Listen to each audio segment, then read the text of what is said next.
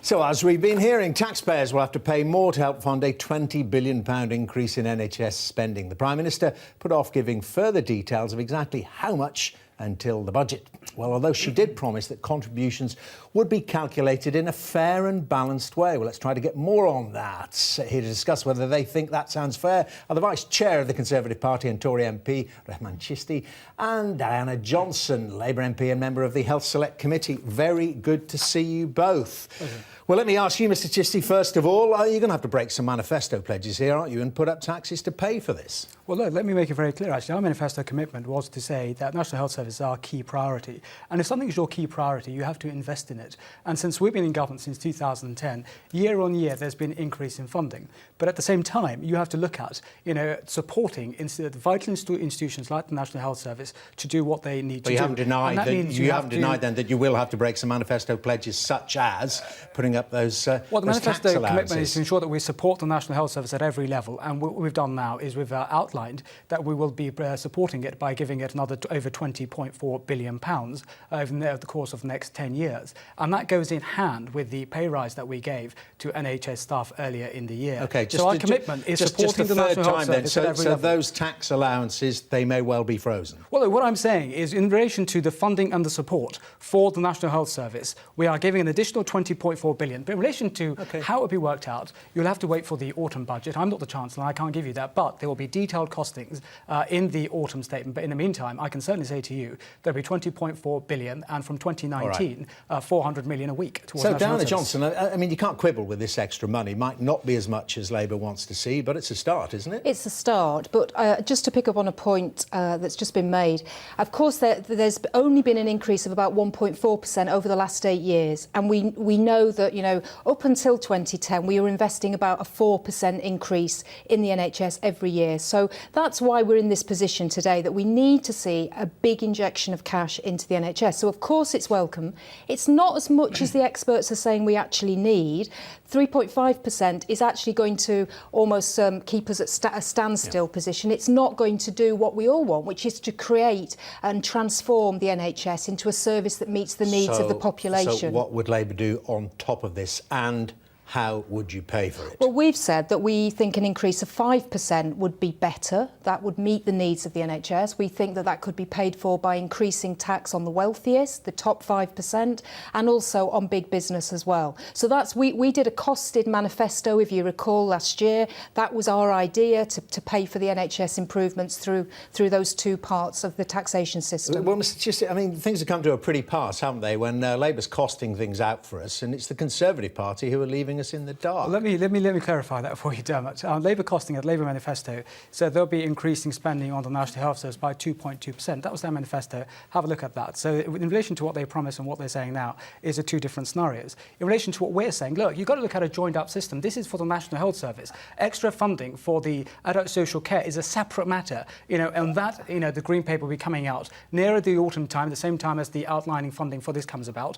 And we've already given £2.2 billion to adult social care. So it's a joined-up approach, and it shows our commitment to ensuring our National Health Service. So that's not the case, because we've seen a 10% cut to social care over the last 8 years, first of all. There's no new money for social care in this announcement today. In fact, there's no new money for public health either. So I raised with Jeremy Hunt today the fact if he wants to transform the NHS, he's got to transform public health as well, and we're seeing £800 million worth of cuts. Public health and social care, but as Mr Chishti is saying, that's separate, and that money already went in, and it has been proven that money spent on social care does save the NHS. Absolutely, and I think that joined-up approach is what we want to see. So today, this is only part of the jigsaw, and actually what we need to know is what are they going to do about social care, which is in crisis? What are they going to do about public health, where we're seeing massive cuts across the country? Because you're not going to transform the NHS, which is what Jeremy Hunt says he wants to do, unless you get public health and social care sorted as well. We haven't mentioned Brexit bonuses, Brexit dividends. Is that going to be part of it? You think, in spite of the OBR saying there is no Brexit dividend, you think that that will help pay for this? Some may say, in relation to the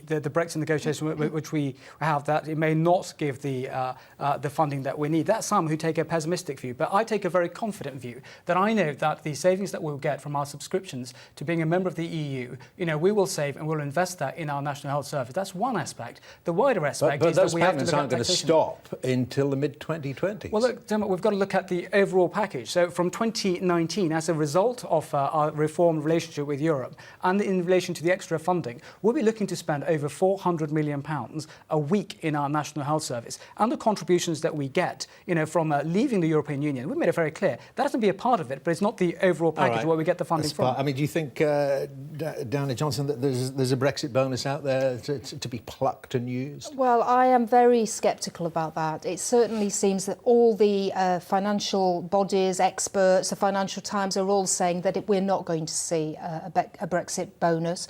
I certainly think this is going to come down to taxation. And obviously, I want the economy to grow and do well once we leave the EU. But it's looking at the moment like we are not going to do as well as we want. And how much further in terms of taxation are Labour prepared to go? I mean, you've mentioned that a small increase on the very highest earners, corporation tax cuts reversed. Will that be enough? Well, we're certainly looking at... What about general taxation? Well, we're certainly looking at how we're going to pay for social care, and that's where general taxation or an increase in NI might come into play, but that's not a policy that's been announced yet. I know the front bench are looking at that, about how we pay for the kind of care that we'd like to see for all our mums and dads and grandparents. So there could be increased national insurance contributions for every worker? It has to be looked at, but what I'm concerned about from the announcement today is that it's very unclear what the government, who are actually in power, are going to do, and I'm concerned they may look to something like VAT to generate income, which again is not is a regressive something that's been tax. ruled out. I mean, you have boxed yourself in so many areas on taxation. Here we are hearing it loud and clear from the Health Secretary that taxation will be at least a part of paying for all this, but we're still asking you, which areas would you like to see? Well, look, let's make it very clear, actually. What the Secretary of State has said, in relation to the funding that we need, we've put 20.4 billion figure out there. Where will it come from? Yes, of course, there's got to be an aspect of taxation.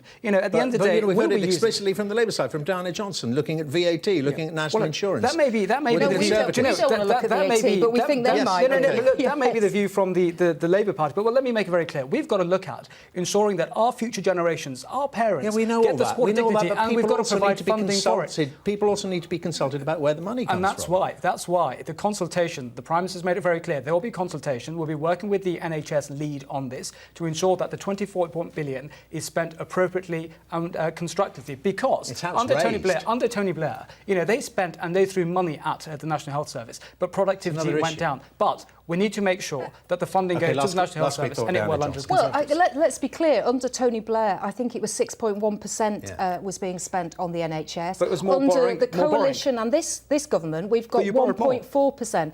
We had an NHS that people had the highest satisfaction record rates ever, but it was debt-ridden.